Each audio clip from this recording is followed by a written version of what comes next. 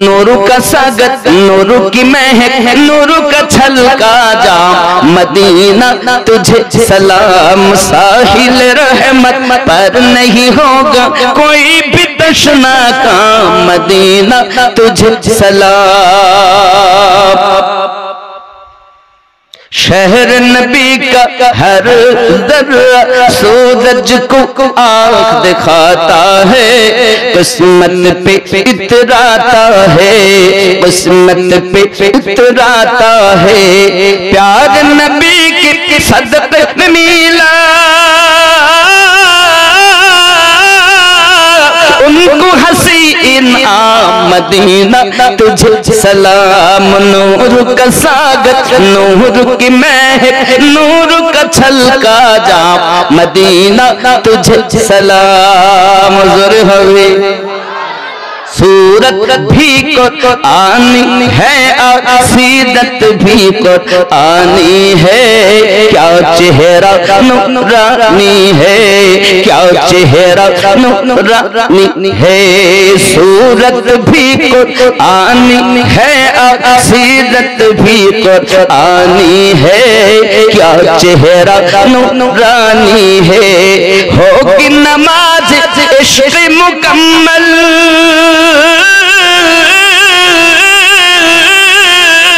कर लो उनको इमाम, मदीना तुझे सलाम। नूर का सागत, नूर की महक, नूर का छलका जाम, मदीना तुझे सलाम। ज़ुर हुई रोज महशर का वो सूरत हमको क्या झलसाएगा, खुद ही डूबा जाएगा, खुद ही डूबा जाएगा। क्यों? प्यार नबी के दामन में करेंगे हम आराम, मदीना तुझे सलाम। नबीर दामाने আমরা আরাম করব। কেন কেন? सरकार आला हजरत बोलेन तुझसे और जन्नत से क्या मतलब हो भी दूर हो, हम रसूलुल्लाह के जन्नत रसूलुल्लाह की।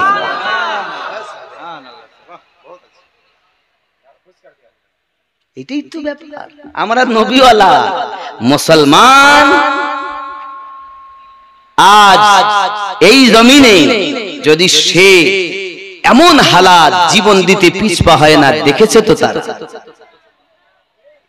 আব্বাজি আমার খেয়াল করুন, পৃথিবীর জমিনে আমরা ইতিহাস অনেক শুনেছি। আমার মা জননী যে কথা বলছিলাম, বাবাও আমার আম্মা জান খাদিজাতুল কুবরা বলেন ঠিক আছে আমার দুধ মায়ের খেদমত করো।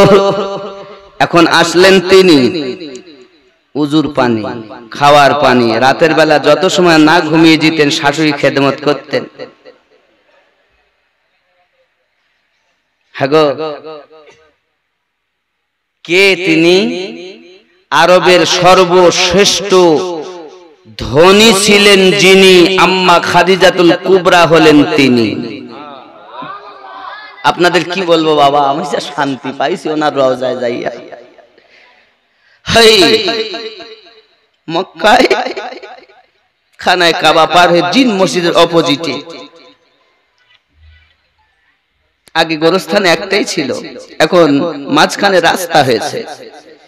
প্রথমের পর দ্বিতীয় ওই রাস্তা ওভারটেক করে গেলে আমার আম্মা খাদিজাতুল কুবরা রাদিয়াল্লাহু তাআলা আনহা রওজা মুবারাকা পাবেন গোরস্থানের ভিতরে, যিনি উম্মতে মুসলিমানের মুসলমানদের মুসলিমিনের বড় আম্মা, তিনি মা খাদিজাতুল কুবরা রাদিয়াল্লাহু তাআলা আনহা। বাচ্চা যতই কষ্ট করুক যদি মায়ের কাছে যায় না শান্তি পেয়ে যায়। দুনিয়ার কোন জায়গা যাইয়া তার শান্তি হয়নি, কিন্তু মায়ের কোলে যখন বাচ্চা চলে আসে কি শান্তি, দুনিয়ার শান্তি যেন মায়ের কোলে রয়েছে। আমার আম্মা খাদিজাতুল কুবরা রাদিয়াল্লাহু তাআলা আনহার মাজারের নিকটে যখন আমি দাঁড়িয়েছি, তা আমি আপনাদের ভাষায় বলতে পারবো না। হায় হায়, যে মা সোনার গিলাস, সোনার পালঙ্কে থাকা জননী সব আমার নবী পাকের কদমে কুরবান করে দিয়েছিলেন। যিনি জাবলে নূরে আমার দয়ার রাসূলের জন্য খাবার নিয়ে উঠতেন।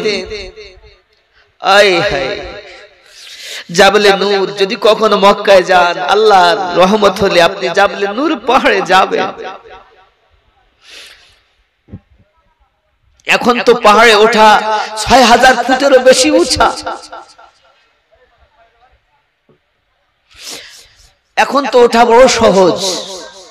আমার মা খাবার নিয়ে কি কষ্ট করে উঠতেন। আমার নবী ২০ দিন, ২৫ দিন, ২৭ দিন, ২৯ দিন পর্যন্ত ওই জাবলে নূরের ভিতরে উম্মতি উম্মতি বলে কাঁদতেন। এ বসন্তপুর খেজুরকোনার মানুষ, কে তোমাকে পাগল বানিয়েছে আমার নবীর জন্য কাঁদো না? তোমাকে তো নবী বলেনি নবী যে কাঁদছে। হাসো কম, কাঁদো বেশি। দুনিয়ায় কাঁদো, আখিরাতে কম কাঁদতে হবে।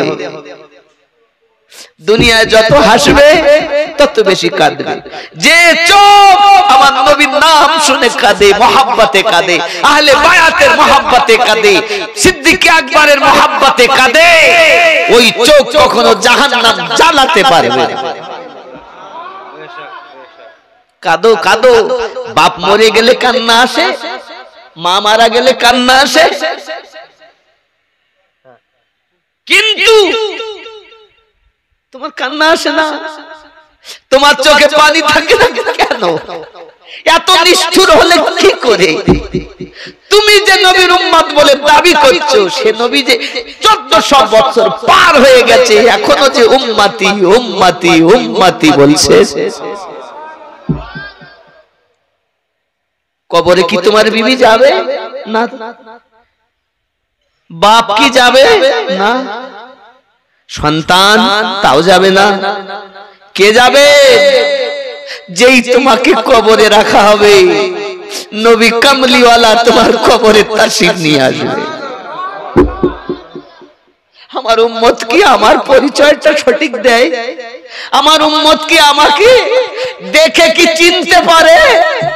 আরে যে নবী, যে উম্মত নবীকে এই জগতে থাকতে দেখিনি, ও কবরে চিনবে কেমন করে?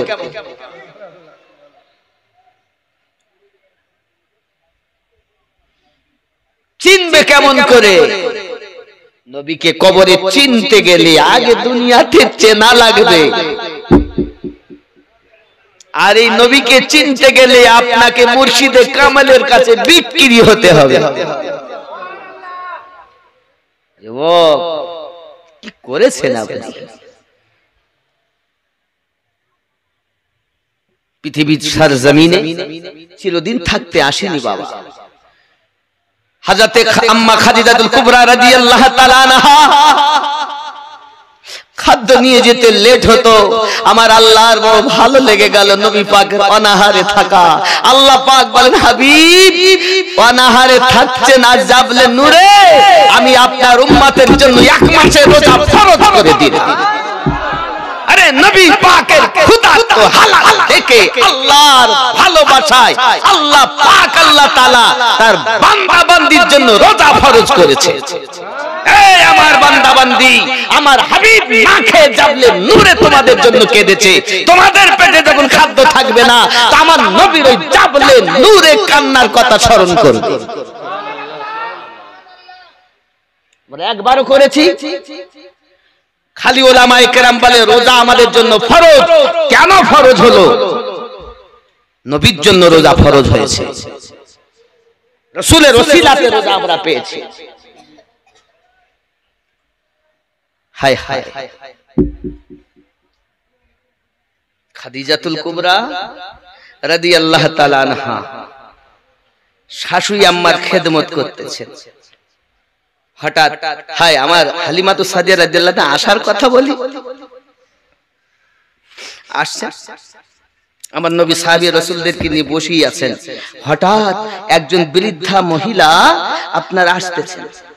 লাঠি ঠুকঠুক ঠুকঠুক করে তয়বা নগর আমি আমিনুদ্দিন তয়বা নগরেও গিয়েছি। হয় ঠুকঠুক করে আসছেন, নবী পাক দেখি উঠে দাঁড়িয়ে গেছেন, সঙ্গে সঙ্গে রুমালটা বিছিয়ে দিয়েছেন। আর সেই বৃদ্ধা মহিলা পায়ে নোংরা, পায়ে ময়লা, লাঠি ঠুকঠুক করতে করতে আমার নবীর রুমালের উপর দিয়ে হেঁটে হেঁটে আসছেন। সাহাবী রাসূল বলছেন কেইনি যার জন্য দোজাহানের বাদশা দাঁড়িয়ে গেলেন। কথা হলো, কথা বলার পর চলে যাচ্ছে।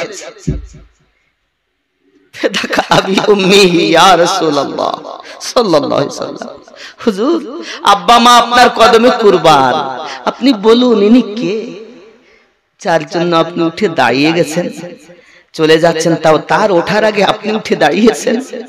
আমার নবী বলেন, আমার মা আমিনার দুধ আমি নবী বেশি পান করতে পারিনি, আমি নবী যার দুধ খাইয়ে মানুষ হয়েছি সেই দুধ মা হালিমা তো সাদিয়া হলেন।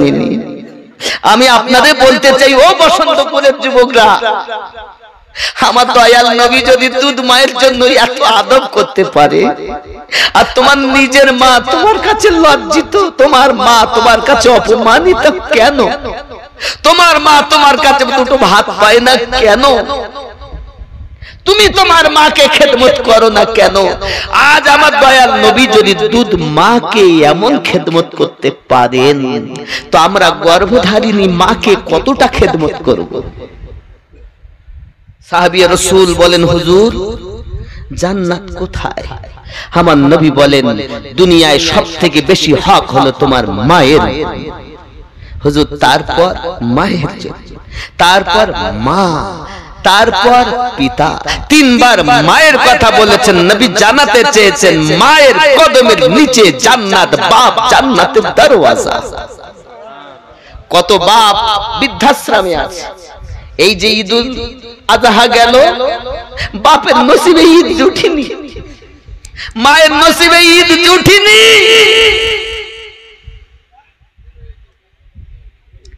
কি ভেবেছেন আপনি? বাবারা, এখন হালিমাতু সাদিয়া বলছেন, মা, বৌমা আমি তো বেশি থাকতে পারবো না মা, আমি তো চলে যাব মা। তখন স্বামীকে বলছেন, ইয়া রাসূলুল্লাহ, ইয়া হাবিবাল্লাহ, আমার দুধ মা যাবেন, তা আমার দুধ মায়ের জন্য তো কিছু উপহার দিতে হবে। তাইবা নগরে মানুষ জিজ্ঞাসা করবেন, বেটার বাড়ি গিয়েছিল তো বেটা কি দিয়েছে, বৌমা কি দিয়েছে, জিজ্ঞাসা করে না, শুধাই না গো? যদি শাশুড়ি চলে আসে বেটার বাড়ি থেকে দূরে, তা কি তোমার বৌমারা কি দিয়েছে গো, শুধাই তো না, শুধাই না? ঠিক খাদিজাতুল কুবরা রাদিয়াল্লাহু তাআলা বলছেন, আমার শাশুড়ি আম্মা যাবে, তা কি দেওয়া যায়? উনি করলেন কি, টাকা পয়সা যা দেওয়া সে তো দিলেনই, উনি দিয়েছেন 6টা উট, 40টা বকরি। আর আমাদের ঘরে যদি মা আসে, তাহলে তোমার মাকে দিলে হবে, তুমি কি একটাই বেটা, আর কি বেটা নাই, তোমার মা কি দিবা?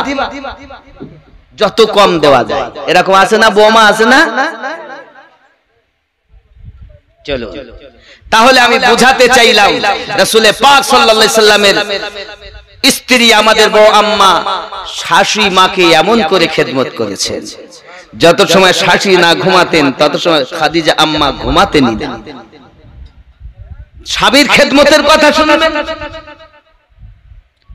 আমার আমার জননী মায়েরা ভালো করে শুনুন, নবী দো জাহান সাল্লাল্লাহু আলাইহি ওয়াসাল্লাম একদিন আম্মা আয়েশা রাদিয়াল্লাহু তাআলা আনহা কি কথা প্রসঙ্গে বলতেছে, খুব খাদিজা রাদিয়াল্লাহু তাআলা আনহার প্রশংসা নবী আমার করছেন।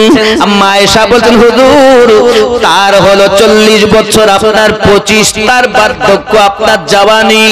এই কথা যখন বলেছেন নবী আমার কলিজায় ব্যথা পেয়েছেন, সঙ্গে সঙ্গে বলছেন, আয়েশা তুমি আমার খাদিজাকে বৃদ্ধা বলবে না, কারণ তোমরা আমার সুখের সময়ের বিবি আর আমার খাদিজা হলো দুঃখের সময়ের বিবি। ওগো আয়েশা জেনে রাখো, শুনে রাখো, আমি যখন ইসলাম প্রচারের জন্য বাইরে বেরিয়ে যেতাম, দরজার কাছে এসে শুধু একবার আওয়াজ দিয়েছি খাদিজা, দরজা খুলে যেত। আবার চলে গেলাম বাইরে, এসেছি আওয়াজ দিয়েছি রাতের বেলা, নিশি রাতে, খাদিজা, দরজা খুলে যেত। আমি বলি, আয় খাদিজা, তুমি কি বিছানায় ঘুমাও না? হাত দুটি জড়ো করে আমাকে বলেছিলেন, ওগো আল্লাহর হাবিব, আপনি ইসলাম প্রচারে বাইরে বার হয়ে যান, আপনি কখন আসবেন কোনো গ্যারান্টি নাই। আমি যদি বিছানায় শুয়ে যাই তাহলে আমার চোখে বেশি ঘুম এসে যাবে, আপনি আমাকে ডাকবেন, আমার উঠতে যদি দেরি হয় আল্লাহ পাওয়া যাবে না।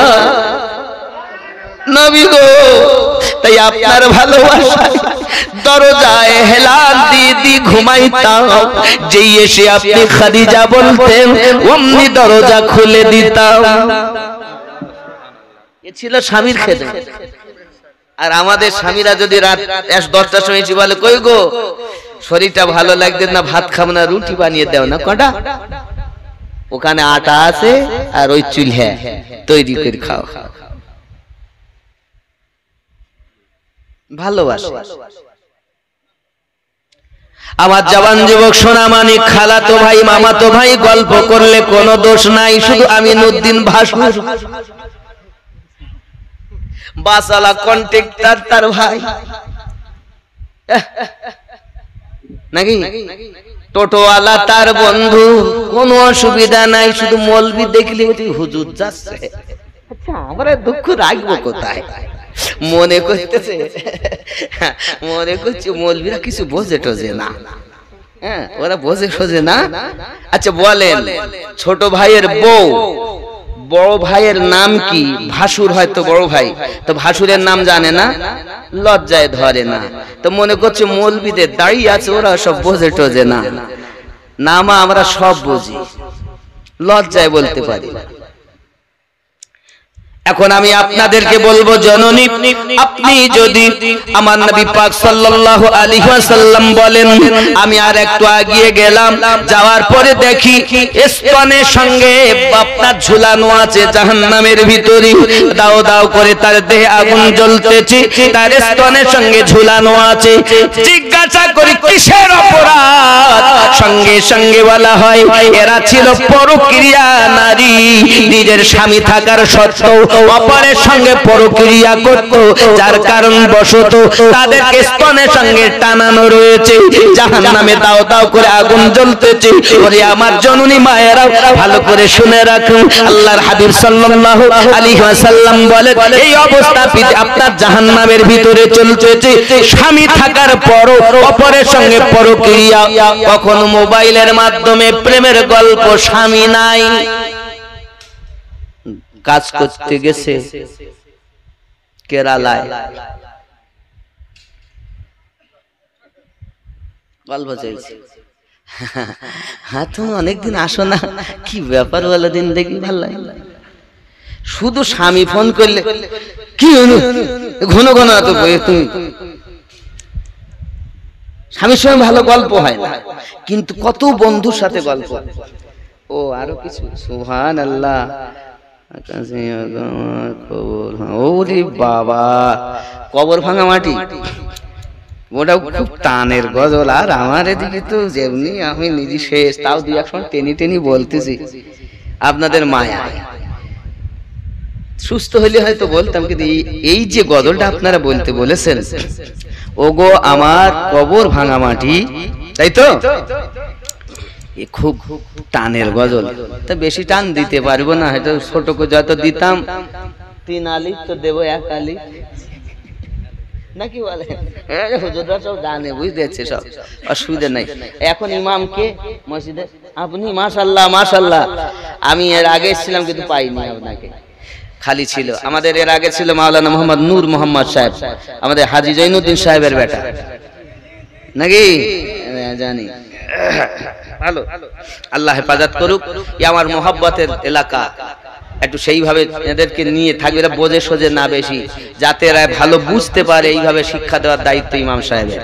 ইমামকে ভালোবাসবেন, ইমামের ওপরে কখনো কথা বলবেন না, ঠিক আছে না? বলেন ইনশাআল্লাহ। ইমামের ওপরে কথা বলতে নাই, বিয়াদবি হয়। শুধু একটুখানি ইশারা দেই, আমি বিস্তারিত ইমামের সম্মান বলবো না। ধরেন আসরের নামাজ পড়ি, বসেন না অনেক সময় ঘুরে, আসরের নামাজ পড়ি কেবলামুখ হয়ে বসেন তো, মানে নবী পাকের রওজার দিকে ফিরে বসেন তো ইমাম সাহেব, বসেন না?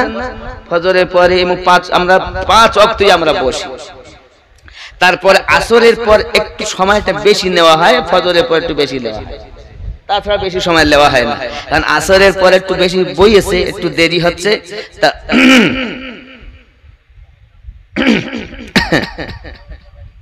মানে কি বলতে চাচ্ছে বলেন দিন, তাড়াতাড়ি দোয়া করেন। এই করে গলা খাখার দেওয়াটাও মুক্তাদির জন্য আদবের খেলাফ, জায়েজ না। ফতোয়া দেওয়ার অর্ডার আমার নাই, আমি কদমে হাত রেখে বলে আমি মুফতি নয়, আমি ফতোয়া দিব না, এটা আপনার বুঝানোর স্বার্থে বলছি, এটাও ঠিক না, এটা আদবের মামলায় যাই বলছি। কথা বুঝতে পারছেন? জি। ওগো আমার কবর ভাঙা মাটি,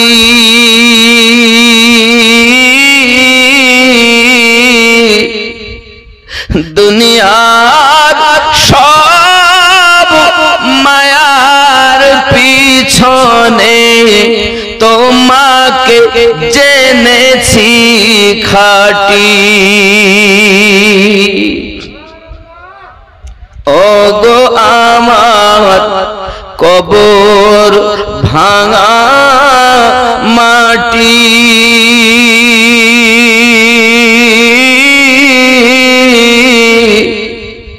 দুনিয়ার সব মায়ার পিছনে তোমাকে জেনেছি খাঁটি।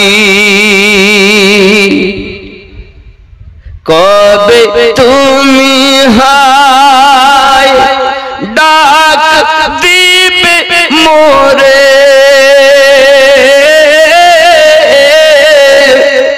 তোমারি শীতল কোলে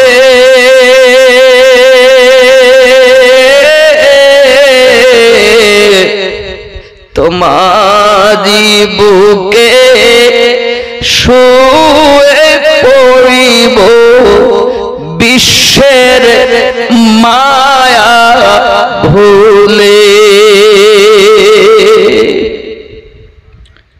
রবে না সেদিন পিতার আদর,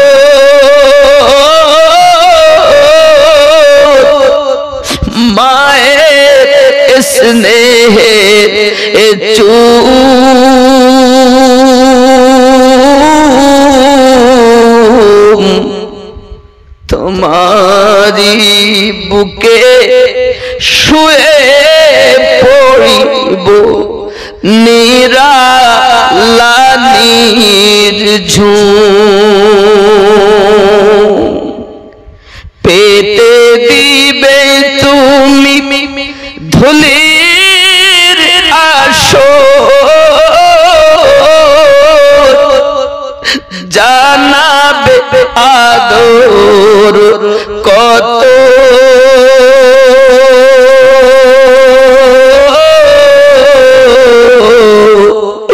তোমারি মাঝে শুয়ে পড়িব চির জনমের মতো। ওগো আমার কবর ভাঙা মাটি,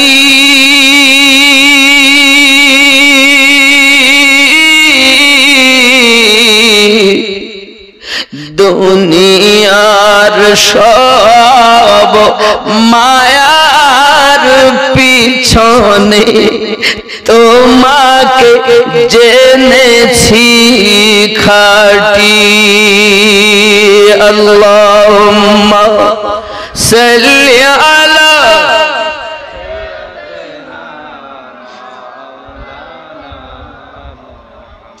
ওয়া আলা আলি সাইয়্যিদিনা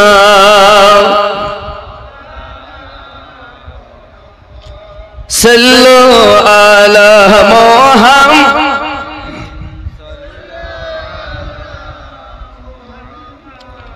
हरदम ज़बान से निकाला पाक हरदम ज़बान से निकाला बाबजी আমার এই পৃথিবীর জমিনে 1757 থেকে 1947 পর্যন্ত 190 বছর ধরে হাজার হাজার মুসলমান জীবন দিয়েছেন, তাদের কোনো নাম নাই। এই 190 বছর ধরে কেউ কি কিছু করেননি মুসলমানরা? এরা বলছেন না, তাদের কারো নাম নাই। হে যুবক বাবাজি, খেয়াল করে দেখেন, আমাদের কারো নাম এমন করে নেই, রাখিনি তারা কাউকে। এমনকি বাবা আমার 1871 সালে 20 সেপ্টেম্বর আলী আফরিদি, যে আপনার ব্রিটিশদের এতে ছিল, যাকে আন্দোলনে ধরে নিয়ে জেলখানায় বন্দী করা হয়, বাবাজি আমার যে করেছিল, পৃথিবীর সারজমিনে চলে গিয়েছিল, জেলখানায় যখন ঘুরতে গিয়েছিল পৃথিবীর জমিনে মিউর সঙ্গে সঙ্গে চাবুক হাতে তার প্রতি হামলা করে। হামলা করার পর বাবাজি আমার তাকে করেছিল ফাঁসির দরজাতে, তাকে তুলে দিয়েছিল। বাবা মৃত্যু হয়েছিল, তারও নাম তারা রাখিনি। এমনি করে মাওলানা কাসেম নানুতবির কথা রাখিনি, আতাউল্লাহ বুখারীর কথা রাখিনি, মাওলানা হোসেন আহমদ মাদানির কথা রাখিনি, মাহমুদুল হাসানের কথা রাখিনি, মাওলানা গোলাম মুহসিনের কথা রাখিনি।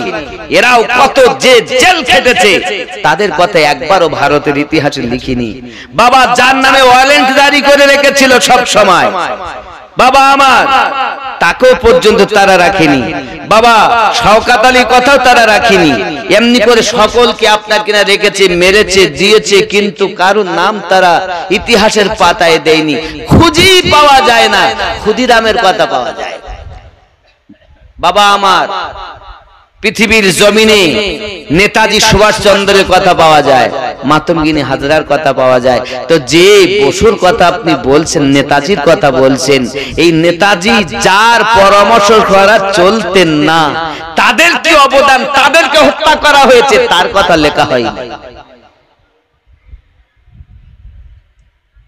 কি ইতিহাস পড়ছেন, আর কিভাবে আপনার আমার সন্তানেরা জানবে? ইতিহাস জানতে গেলে নিজেকে ইসলামিক ইতিহাস রিসার্চ করো, দেখো চাইয়া ইসলাম ইতিহাস কেমন। খালিদ বিন ওয়ালিদ রাদিয়াল্লাহু তাআলা ছিলেন বীর পুরুষ, নবী সাহাবী, যাকে আল্লাহ সাইফুল্লাহ বলা হতো। ইসলাম ইতিহাসের মধ্যে আল্লাহ পাকের নবী একটা যুদ্ধের বর্ণনা দেন, যার যুদ্ধটার নাম ছিল মুতার যুদ্ধ। এক যুদ্ধতে 3টি সেনাপতি নিযুক্ত করেন। মায়েরা মন স্থির করে ঘটনাটা এবার শুনুন। আমি যুদ্ধের ঘটনা বলবো, যে যুদ্ধেতে লাস্ট যাইয়া হযরতে খালিদ বিন ওয়ালিদ রাদিয়াল্লাহু তাআলা তলোয়ার ধরেছিলেন। সেই যুদ্ধেতে যাইয়া এক এক করে 9 খানা তলোয়ার ভেঙেছিলেন। যে হযরতে খালিদ বিন ওয়ালিদ রাদিয়াল্লাহু তাআলা তলোয়ারে খালি মানুষের চর্বিতে এরা মোটা হয়েছিল। আপনি জানেন না, ইতিহাস দেখেন ইসলাম। যুদ্ধটার নাম কি বললাম? মুতার যুদ্ধ। বাবজি আমার সোনা মানিকেরা, পৃথিবীর সরজমিনে আমার নবী পাক সাল্লাল্লাহু আলাইহি সাল্লাম বলেন, প্রথম যুদ্ধের ময়দানে সেনাপতি হবে আমার পালিত পুত্র যায়েদ বিন হারিস। 2 নাম্বার আমার সেনাপতি নিযুক্ত হবে আপনার কিনা আমার নবী পাক সাল্লাল্লাহু আলাইহি ওয়াসাল্লাম। এক এক করে 3 জনের নাম ঘোষণা দিলেন। 3 জনকে খুব সংক্ষিপ্ত করে আমি আগিয়ে নিয়ে যাচ্ছি। যাও, সবাইকে বললেন হুজুর যাও তোমরা বাড়িতে বিদায় নিয়ে এসো। এখন যায়েদ বিন হারিস বলেন হুজুর আমার আব্বা বলতে আপনি, মা বলতে মা পাশেই, তা আমার আর যাওয়ার দরকার নাই। উনি যখন বলছেন আব্বা আমার আব্দুল্লাহ বিন রাওয়াহ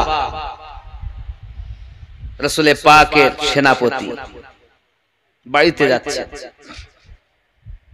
বাড়ির দরজার কাছে গিয়েছেন বাবা সোনা মানিকেরা আমার পৃথিবীর সরজমিনে আব্দুল্লাহ ইবনে রাওয়াহ আব্বাজি আমার দরজার কাছে গিয়েছে। বিবি বিবাহ করা বিবি, বিবির পর্যন্ত আপনার সাহাবী রাসূল চেহারা দেখেননি, নবী পাকের ডাকে সাড়া দিয়েছিলেন। দরজার সম্মুখে গিয়ে আওয়াজ দিতেছে, সালাম দিলেন, দরজার ভিতর থেকে আওয়াজ আসতেছে। বিবি বলছেন একবার আমার সম্মুখে আসুন। স্ত্রীর কথা শুনে স্বামী বলছেন না আমি সম্মুখে যাব না, যদি আমি তোমার কাছে যাই হয়তো তোমার রূপ দেখে আমি হয়তো আমার নবী কে ভুলে যাব। এই কলিজায় নবী নবী নবী, আমি যেহেতু বিবাহ করেছি সম্মুখে তোমার আমি যাব না। হঠাৎ করে আপনার ভিতর থেকে আওয়াজ দেয় স্বামী যুদ্ধে যেতে আমি নিষেধ করব না, তবে আপনার কাছে আমি অনুরোধ করব এতটুকু, লক্ষ লক্ষ মানুষের মাঝে, কোটি কোটি মানুষের মাঝে, হাসর মাঠে আমি আপনাকে চিনতে পারবো না, আপনি আমার সম্মুখে শুধু দেখা দিন, হাসর মাঠে যেন আমি আপনাকে চিনতে পারি। ভালোবাসা বিবাহের পরও স্বামীকে দেখেননি, স্বামী স্ত্রীকে দেখেননি, রাসূলের ভালোবাসা।